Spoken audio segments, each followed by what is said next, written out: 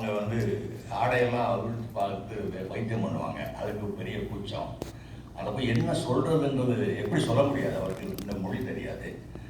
அப்போ அவராக வந்து தேடுறாரு, புத்தகங்கள் தேடுறார். நம்ம ஊர்லேருந்து அங்கே ஒரு புத்தகங்கள் வரும், இந்த கைவல்யம், நவநீதம், நகசிய வேடகம் தான் நிறைய இந்த மாதிரி சித்த வைத்தியம் சம்பந்த புத்தகங்கள் அதை வாங்கி படிச்சுட்டு அதுலேருந்து நோய்க்கு ஏதாவது செஞ்செல்லாம் பார்க்குறாரு. அப்புறம் யூடியூப்புகளை பார்க்குறாரு.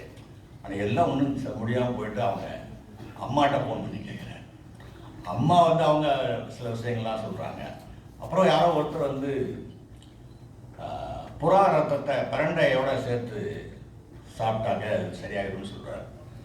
அப்போ தான் அதுக்கு முன்னே வந்து அவர் புறா வந்து அவங்க வீட்டு வாசலில் ஒரு நாள் ஜன்னலில் வந்து நின்றுக்கிட்டே இருக்கும். அதை பார்ப்பாரு. அவர் பொருட்படுத்தினதே இல்லை. ஆனால் இப்போ இந்த புறாவை பிடிச்சு ரத்தம் எடுக்கிறது அப்படிங்கிறது ஒரு பெரிய சிக்கலாக. அதை பண்ணுவாரா பண்ண மாட்டாரான்னு எல்லாம் கதையில் சொல்லலை. அப்போ இந்த தவிப்பு இருக்குல்ல, இந்த தவிப்பை வந்து ரொம்ப நகைச்சுவையாக எழுதியிருக்காரு. படிக்கிறது தான். அதனுடைய இன்னொரு வெர்ஷன் வந்து ஜெயகரனுடைய கதை. இது அந்த ஒரு பெண், அந்த கயல் இங்கே வந்துட்டாங்க, குடும்பத்தோடு வந்துட்டாங்க. அப்பா அம்மாவோட அந்த பெண்ணையும் கூட கூப்பிட்டு வந்துட்டாங்க. அவங்களுக்கு ஒரு தயக்கம், இந்த பெண்ணையும் கூப்பிட்டு வரதா வேண்டாமா அப்படிங்கிறது. என்னன்னு சொன்னால் அவங்க இங்கே அண்ணன் எங்கே இருக்காங்க, அண்ணன்ட்ட சொல்லாமலே கூப்பிட்டு வந்திருக்காங்க. திடீர்னு நான் வந்து விட்டு எங்கேயோ வெளியே போயிடுறா, தேடுறாங்க. ஏன் போகிறான்னு தெரியல. அவளுக்கு வந்து இந்த இங்கே தான் டொரண்டோவில் தான் இருக்கும். ஹெலிகாப்டர், விமானம் அந்த மாதிரி சத்தங்கள் வரும்போது அவளுக்கு ஏதோ ஒரு மென்டலி இதாகிடுது. அப்போ அவளுக்கு இது ஏன் நடக்குதுனாக்கா, அவருக்கு ஒரு நாள் வந்து இங்கே வெளியே போகிறா. வெளியே வரும்போது யாரோ போலீஸ்காரங்களும் இங்கே இருக்க வந்து ஐடி கேட்குறாங்க. இந்த ஐடி கேட்குறதுங்கிறது அவளால், அது ஐடி கேட்டோடனே பதட்டம் ஆயிடுது. அப்படி இன்னொரு நாள் போகும்போது வீட்டுக்கு வந்தோடனே அவளுக்கு இருந்த இந்த கடவுச்சீட்டு, விசா, பேப்பர்லாம் பிரித்து போட்டு, நான் எனக்கு எதுவுமே இல்லை, நான் இப்போ எந்த ஐடியே கிடையாது. ஐடி ஐடிங்கிறது அவளுக்குள்ள மனசுக்குள்ள ஒரு பெரிய பிரச்சனையாக இருக்குது. ஏன் இப்படி ஆச்சுனாக்க, அவரோட சின்ன வயசில் ஒரு 14 வயசில் யாழ்ப்பா அங்கே நிலத்தில் இராணுவம் வந்து ஐடி கேட்குறதுக்காக வீட்டுக்குள்ளே வந்து ஐடியை காமின்னு சொல்லிட்டு அவளை நிர்வாணப்படுத்தி, ஐடியை கேட்டு அவங்க நிர்வாணப்படுத்தி அவளை வந்து ரேப் பண்ணியிருக்காங்க. அதுதான் அவளுக்குள்ளே ஐடி எங்கே கேட்டாலும் அவளுக்கு வந்து ரேப்பு தாங்க அவங்களுக்கு. அதுதான் மென்டல் ஒரு பெரிய துயரத்தை வந்து கதையாகிறாங்க. இன்னொரு மூணாவது கதை வந்து சோபா சக்தியோட கதை. சோபா சக்தி அவரே சொன்ன மாதிரி, முதல்ல சொன்ன மாதிரி கதை சொல்கிறதுல பெரிய வித்தகம் என்ன. அதை வந்து ஒவ்வொன்றையும் அந்த 1, 2, 3, 4, 5, 6, 7 அப்படி ஒரு வரிசையாக போட்டிருக்காரு. ஒவ்வொன்றையும் ஒரு கதாபாத்திரத்தை அறிமுகப்படுத்துவார், அடுத்து ஒரு நிகழ்ச்சியை அறிமுகப்படுத்துவார். அப்படியே அந்த கதையே ஒரு சினிமா மாதிரி, சினிமாவுக்கு கதை எழுதுகிற மாதிரி தான், இல்லை நாடகத்துக்கு கதை எழுதுகிற மாதிரி பரமாத்மா அந்த எழுதுவார். அதில் 3 குழந்தைங்களை வச்சுருக்க ஒருத்தவங்க இங்கே வந்து இருக்காங்க. ஒரு நாள் அது ஐரோப்பாவோட இந்த நாசிகருடைய பிரச்சனை, வெளியிலேருந்து வந்தாங்க. குறிப்பாக வந்து தமிழ் அகதிகள் வந்து இந்த எங்கள் வாழ்க்கையை பறிச்சுட்டாங்க, எங்களுக்கு அசிங்கப்படுத்துகிறாங்க அப்படிங்கிற இதில் வந்து இந்த நாசிகள் தொடர்ந்து நடந்தது. ஒரு 20 வருஷத்துக்கு முன்னாடி இருந்து அங்கே நடந்துட்டு, நாம் வார்சாவில் இருக்கும்போதே அந்த பிரச்சனைகள்லாம் இருந்தது. வெளிநாட்டுக்காரங்களுக்கு எதிரான மனநிலை ஜெர்மனில் எல்லாம் இருந்தது. அதில் அம்மா கொஞ்சம் அதுக்கு இடையில அந்த அம்மாவுக்கும் இங்கேருந்து புதுசாக வந்த ஒரு தலைகனுக்கும் சின்ன ஒரு அன்பு, கொஞ்சம் காமம் அதெல்லாம் இருக்குது. அவன் வந்து வீட்டுக்கு ஒரு தடவை ஊருக்கு போகணும்னு சொல்லி கடைசியாக சொல்லிட்டு போகலான்னு வரான். அவனுக்கு விசா வேற ரத்தாயிடுச்சு. கடைசியில் அந்த பெண்ணிட்ட சொல்லிட்டு போயிடலாம் அப்படின்னு வரும்போது கொஞ்சம் வெளியே வர, வீட்டை விட்டு கொஞ்சம் தூரம் தான் வரான். அந்த நேரத்தில் இந்த ராசிகள் கும்பல் போய் வீட்டுக்குள்ளே தீ வச்சு 2 குழந்தைங்க இறந்து போகுது. 3வது குழந்தைக்கும் லேசாக படித்து தப்பி வெளியே வந்துடுச்சு.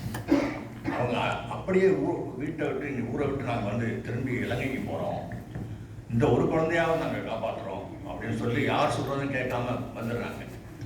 திலகன் திரும்ப ரொம்ப நாள் 35 வருஷம் கழிச்சு போகிறான். அந்த சந்திராவோட வீடு இங்கே தான் இருக்குது அப்படின்னு நம்ம சொல்லியிருக்கான். அந்த வீட்டுக்குள்ளே போய் நல்லா உட்காந்து பேசிட்டு பேசிட்டும்போது அவன் பேர் மாதுமைன்னு நினைக்கிறேன்.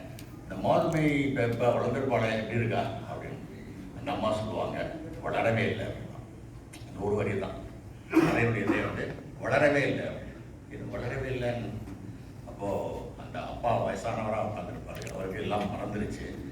அவர் அந்த அம்மா சொல்லுவோம், இந்த மாதுமையை பற்றி கேட்குறாரு அப்படிங்கும்போது ஒரு சின்ன நியூஸ் பேப்பர் கட்டிங் எடுத்து கொடுப்பாரு. கொடுத்துட்டு அவர் கையில் அவர் என்ன தினசரி அந்த நியூஸ் பேப்பர் கட்டிங்க டார்ச் லைட் அடித்து பார்த்துக்கிட்டே இருக்கார். தொடர்ந்தால் பார்த்துக்கிட்டே மகள் ஞாபகமாக அந்த பேப்பர் மட்டும் இருக்கு காமிக்கிறாரு. அதில் வந்து இந்த பெண் வந்து விடுதலை புலிகள் இயக்கத்தில் சேர்ந்து அந்த சிக்குருவான அந்த ஒரு போர் பெண் புலிகள்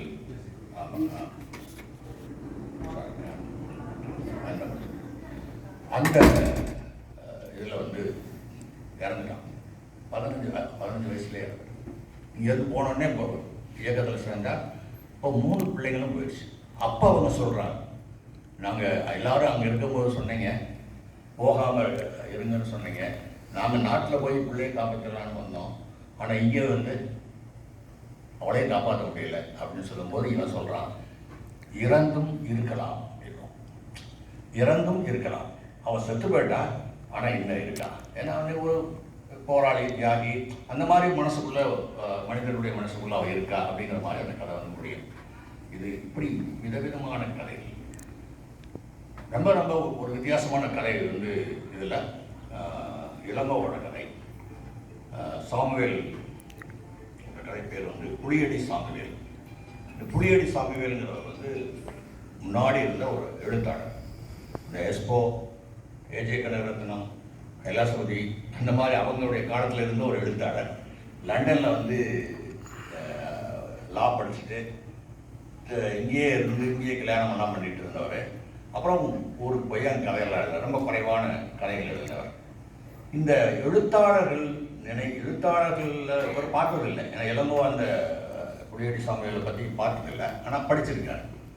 அதை வச்சுட்டு ஒரு நனைவெளியாக சொல்கிறது அவர் அந்த கதாபாத்திரத்தை. ஏன்னா ஏஜே கனகரத்னா இவங்கெல்லாம் எஸ்போவெல்லாம் தொடர்ந்து இன்னைக்கு பேசிகிட்டு இருக்க எழுத்தாளர்கள். இந்த எழுத்தாளர்களை கதைக்குள்ள கதாபாத்திரமாக கொண்டு வர்றது அப்படிங்கிறது தமிழில் பெரிய மரம். இன்னைக்கு நிறைய பேர் வர இன்னைக்கு தமிழில் இந்த மாதிரி இந்த கல்ட்டு ஃபிகர்னு சொல்லுவாங்க. எழுத்தாளர்களே சில கல்ட் இருக்காங்க. இப்போ ஜி நாகராஜன் தமிழில் நிறைய பேர் நீங்கள் கேள்விப்பட்டிருப்பீங்க. அவரை பற்றி ஒரு 10-12 கதை இருக்கு. அவர் கதாபாத்திரமாக ஒரு 10-12 கதை இருக்கு. நகுலனை பற்றி அந்த மாதிரி இன்னும் மற்றவங்களுடைய கதைகள் இருக்கு. இதெல்லாம் எழுத்தாளர்களை பற்றின கதைகள். சில பேர் வந்து கதாபாத்திரங்களை கதையாக எழுதுவாங்க. டீஜா நேரனுடைய மோகமுள்ள வர்ற யமுனாவை வந்து உண்மைன்னு நம்பி அந்த ஊருக்கு போய் தேடி போனவங்கலாம் இருக்காங்க. ஏன்னா அவ்வளோ பெரிய அழகியவர். அந்த அழகியை தேடி போய் அந்த ஊருக்கு போகிறவங்க அது மாதிரி கதைகள்லாம் இருக்குது. அப்புறம் யமுனா வாழ்ந்த வீடுன்னு மனுஷபுத்திர ஒரு கவிதை தொகுப்பை போட்டிருக்காரு. இந்த யமுனா அப்படிங்கிறது அதே மாதிரி வந்து இன்னொரு நாவல் அம்மா வந்தால இருக்கக்கூடிய அப்பு அலங்காரம் கல்ட் கேரக்டர். அது நிறைய பேர் திருப்பி வேற போது அந்த கதாபாத்திரங்களை எழுதிக்கிட்டே இருப்பாங்க.